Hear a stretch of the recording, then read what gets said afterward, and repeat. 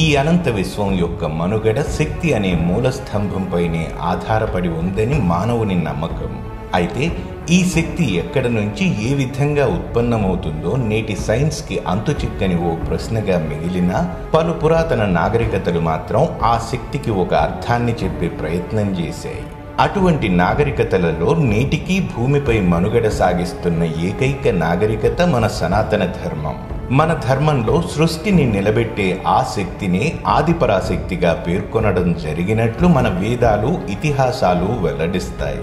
అంతేకాదు, ఆ శక్తికి వివిధ గుణాలున్నాయని గ్రహించిన కొంతమంది మహాపురుషులు ఒక్కో గుణానికి ఒక్కో విధమైన పేరుని ఇవ్వడం జరిగినట్లు మన పురాణాలు చెబుతున్నాయి. ఆ కారణంగానే మన అఖండ భారతావని మొత్తం 18 క్షేత్రాలు, శక్తిపీఠాలు, ఆలయాలు వెలిశాయి. వాటన్నింటినీ తదేకంగా పరిశీలిస్తే అక్కడ ఎన్నో వింతలు, నేటికీ అంతుచిక్కని ఆశ్చర్యకర విషయాలు మనకు దర్శనమిస్తాయి. నేడు ఈ క్షేత్రాలలో చాలా వాటి గురించి మనకు తెలిసినా నేటికీ మనలో చాలా మందికి తెలియని ఆలయాలు, అక్కడుండే వింతలు, విశేషాలు ఎన్నో ఉన్నాయనే చెప్పవచ్చు. అటువంటి వాటిలో ఒక ఆలయం మన తెలుగు రాష్ట్రంలోనే ఉంది. ఈ ఆలయంలోని అమ్మవారి మెడలో నిత్యం కోట్ల రూపాయల విలువైన ఆభరణాలు ఉన్నా నేటికీ ఆ గుడికి తలుపులు లేవు. ఇక రాత్రి వేళలో ఈనాటికి ఏ ఒక్కరూ ఆ గుడిలోకి ఒంటరిగా వెళ్లే సాహసం కూడా చేయలేరంటున్నారు. ఇన్ని వింతలు, విశేషాలు కలిగిన ఆ ఆలయం ఎక్కడుంది? అక్కడి అమ్మవారిని ఏ పేరుతో పిలుస్తారు? అసలు అక్కడ జరిగే వింతల వెనుక ఉన్న కారణాలేమిటి? అసలు ఆ ఆలయ స్థల పురాణం ఏం చెబుతోంది అనే విషయాలు పూర్తిగా తెలుసుకోవాలంటే ఈ వీడియోని పూర్తిగా చూడండి. Voice of Mahidhar.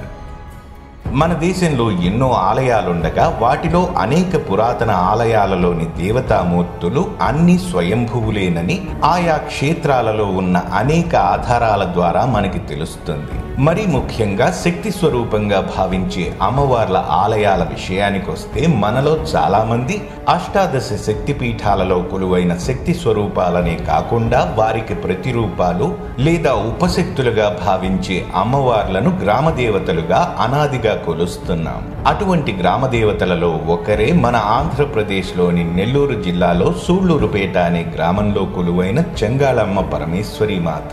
ఈ ఆలయంలో ఉండే వింతలు, విశేషాల గురించి తెలుసుకోవాలంటే ఆ క్షేత్ర పురాణం గురించి ముందుగా తెలుసుకోవాలని ఆలయ పెద్దలు చెబుతున్నారు. ఇప్పుడు సూళ్లూరుపేటగా పిలువబడుతున్న ఆ గ్రామాన్ని దాదాపు 600 సంవత్సరాల క్రితం శుభగిరి అని పిలిచేవారు. అయితే ఆ ఊరికి అతి సమీపంలో కాళింది అనే నది ఉండటం, ఆ నదిలో సుడిగుండాలు ఎక్కువగా ఏర్పడటం వల్ల కాలగమనంలో ఆ గ్రామానికి సూళ్లూరుపేట అనే పేరు వచ్చిందని ఒక కథ ప్రాచుర్యంలో ఉంది. అంతేకాదు, చెంగాళమ్మ గుడిలో నేటికి ప్రతి సంవత్సరం సుడిమాను అనే ఉత్సవం నిర్వహిస్తుంటారు. అందువల్లనే ఆ గ్రామానికి సూళ్లూరుపేట అనే పేరు వచ్చినట్లు మరో కథ కూడా ప్రచారంలో ఉంది.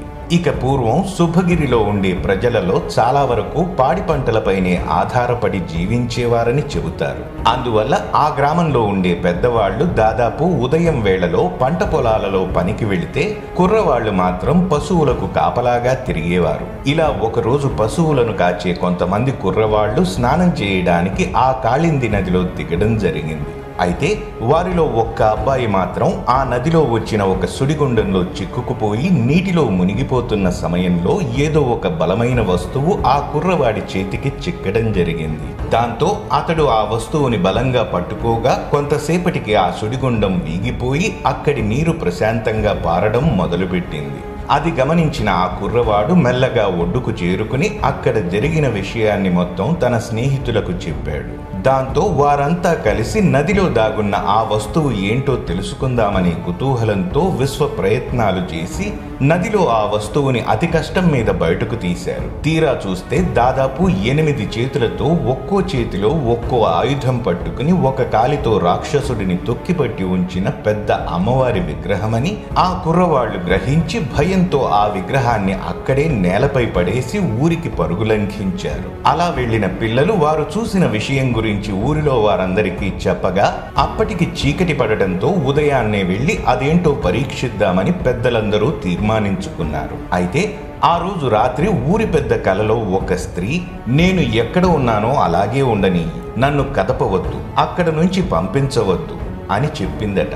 కానీ ఆ ఊరి పెద్దకి ఉదయం లేచిన తరువాత ఆ కల గుర్తుకు లేకపోవడంతో ఆ స్వప్నం గురించి పెద్దగా పట్టించుకోకుండా ఊరిలోని తక్కిన వారితో కలిసి కాళింది నది ఒడ్డుకు వెళ్ళాడు. అక్కడ పెద్ద అమ్మవారి విగ్రహం దక్షిణ దిక్కుగా నిలబడి ఉండటం గమనించి ముందు రోజు ఆ విగ్రహాన్ని నదిలోంచి బయటకు తీసిన కుర్రవాళ్లు ఆశ్చర్యపోయారు. తాము ముందు రోజు ఆ విగ్రహాన్ని క్రింద పడేసి వచ్చామని, ఇప్పుడది ఎలా నుంచుని ఉందో తమకు అర్థం కావటం లేదని ఊరి పెద్దలకు విన్నవించుకున్నారు.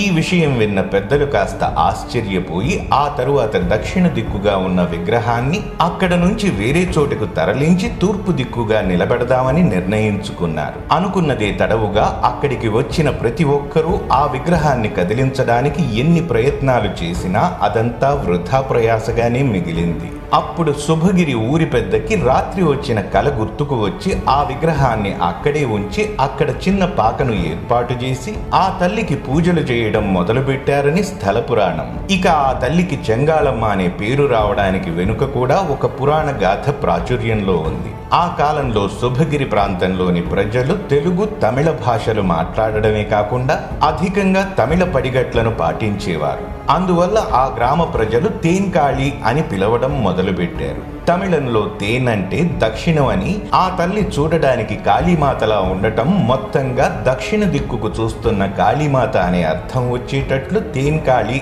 అని పిలవడం జరిగింది. అయితే కాలగమనంలో ఆ పేరు చెంగాళిగా మారిపోయినట్లు పురాణ గాథ ద్వారా అవగతమవుతోంది. ఆ విధంగా 6 శతాబ్దాల క్రితం తేన్కాళిగా కొలవబడ్డ ఆ తల్లిని నేడు చెంగాళమ్మగా భక్తులు కొలవడం జరుగుతోంది. ఇదిలా ఉండగా చెంగాళమ్మ వెలసిన కొన్నేళ్లకు ఒక అద్భుతం జరిగింది. పూర్వం కాళింది నది మీదుగా అనేక మంది వర్తకులు వివిధ రకాల వ్యాపారాల నిమిత్తం ప్రయాణించేవారు. అలా ఒకనాడు కొంతమంది మిరియాల వ్యాపారులు బస్తాల నిండా మిరియాలు తీసుకుని శుభగిరికి దగ్గరలోని ఒక పట్టణంలో అమ్మడానికి తీసుకువెళుతున్నారట. చెంగాళమ్మ కొలువైన ప్రదేశానికి వచ్చేటప్పటికి చీకటి పడటంతో వారంతా అక్కడే రాత్రికి బస చేయడం జరిగింది. ఆ రాత్రి వేళ ఆ వర్తకుల వద్దకు ఒక ముసలావిడ వచ్చి తనకి తల బాగా నొప్పిగా ఉందని, కొన్ని మిరియాలు ఇస్తే కషాయం కాసుకుని తాగుతానని అడిగింది. దానికి ఆ వ్యాపారులు తమ వద్ద ఉన్నవి మిరియాలు కావని, జొన్నలని చెప్పి ఆవిడను పంపించేశారట. ఆ తరువాత రోజు ఉదయం వర్తకులు తమ సరుకుతో దగ్గరలోని నగరానికి వెళ్లి విక్రయించబోగా ఆ బస్తాలలో మిరియాలకు బదులు జొన్నలు ఉండటం చూసి ఆశ్చర్యపోయారు.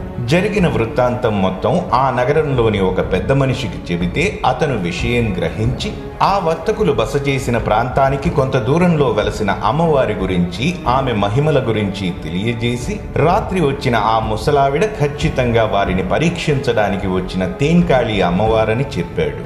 దాంతో ఆ వర్తకులు తమ తప్పును తెలుసుకుని ఆ తల్లిని వేడుకోగా ఆవిడ కరుణించి మళ్లీ ఆ బస్తాలలో ఉన్న జొన్నలను మిరియాలుగా మార్చడం జరిగింది. వాటిని అమ్ముకున్న వ్యాపారులు అందులో వచ్చిన లాభంతో మిరియాలలా కనబడే బంగారు గింజల హారాన్ని చేయించి చెంగాళమ్మ వారికి సమర్పించడం జరిగింది. ఇలా ఆ తల్లి మహిమల గురించి చుట్టుప్రక్కల ప్రాంతాలలో కూడా బాగా తెలియడంతో మెల్లమెల్లగా ఆ క్షేత్రానికి వచ్చే భక్తుల సంఖ్య కూడా పెరగడంతో చిన్న పాక కాస్త ఒక ఆలయంలా మారడం జరిగింది. కొన్ని రోజుల తరువాత అమ్మవారికి సమర్పించే బంగారు ఆభరణాల సంఖ్య పెరగడంతో వాటిపై ఒక దొంగ కన్ను పడి ఒకరోజు రాత్రి ఆ గుడిలో దొంగతనం చేయడానికి వెళ్ళాడు. ఉదయం ఆలయానికి వెళ్లిన పూజారులకు గర్భగుడిలో పడి ఉన్న దొంగను చూసి జరిగిన విషయం అడగగా రాత్రి తను అమ్మవారి మిరియాల హారాన్ని దొంగతనం చేయడానికి వచ్చానని, కానీ ఉన్నట్లుండి అమ్మవారి కళ్ళలోంచి వెలుగులు రావడంతో తాను స్పృహ తప్పి పడిపోయానని చెప్పాడు.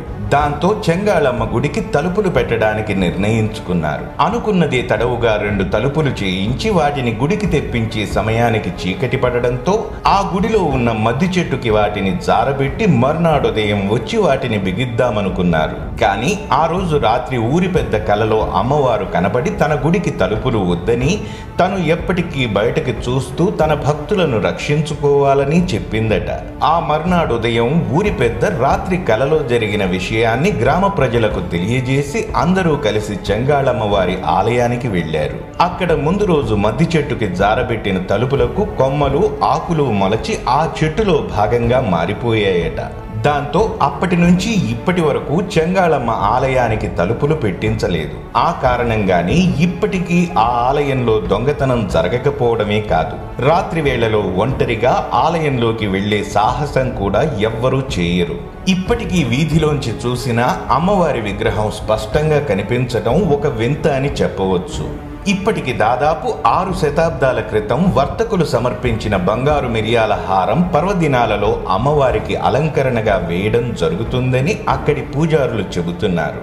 నేటికి అమ్మవారి ఆలయానికి వెళ్లి అమ్మవారి దర్శనం చేసుకున్న వ్యక్తులకు అమ్మవారు వారిని నేరుగా చూస్తున్న అనుభూతి కలుగుతుందని అనేక మంది భక్తులు కథలుగా చెప్పడం నిజంగా చెంగాళమ్మ శక్తికి నిదర్శనంగా చెప్పవచ్చు.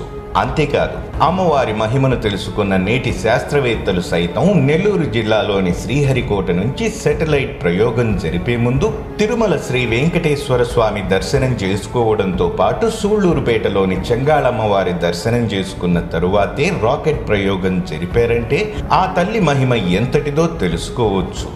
మరిన్ని మంచి వీడియోలతో మళ్ళీ మీ ముందుకు వస్తాను. మరి ఆ వీడియోలు మిస్ కాకూడదనుకుంటే మన ఛానల్ను సబ్స్క్రైబ్ చేసుకోండి. అలాగే వీడియోస్ని లైక్ అండ్ షేర్ చేయడం మర్చిపోకండి. మీకు తెలుసుకోదలిచిన విషయాలను క్రింద కామెంట్ బాక్స్లో తప్పక తెలియజేయండి. వీడియో క్రింద డిస్క్రిప్షన్లో పొందుపరిచిన మన సోషల్ మీడియా లింక్స్ కూడా ఫాలో అవుతారని ఆశిస్తున్నాను.